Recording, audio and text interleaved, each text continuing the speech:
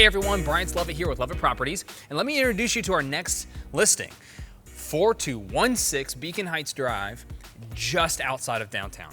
You are just outside of the Beltline, which puts you maybe 15 minutes from downtown. Easy access to everything. So I can't say enough about this location. It is so prime. But the neighborhood is awesome. You only have an $88 HOA fee per quarter. They maintain your grass, and you've got low maintenance living, vinyl siding, very easy to maintain your backyard with primarily gravel patio out back, and then a privacy fence. It reminds me of West Coast living that I grew up with. Guys, this home is gonna be popular. 2 beds, 2 full baths, open floor plan, fresh paint. There's a lot going for it. Nothing touches the price though. I mean, we will be priced under $300,000, $275,000 for this beauty. And I can't say enough about a home that is so easy to live in.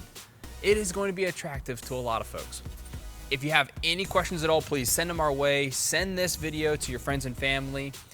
We will have more info coming your way. We'll have photos coming your way. You know the drill. And we will be active here in the coming days. Have a fantastic rest of your day and a fantastic rest of your week.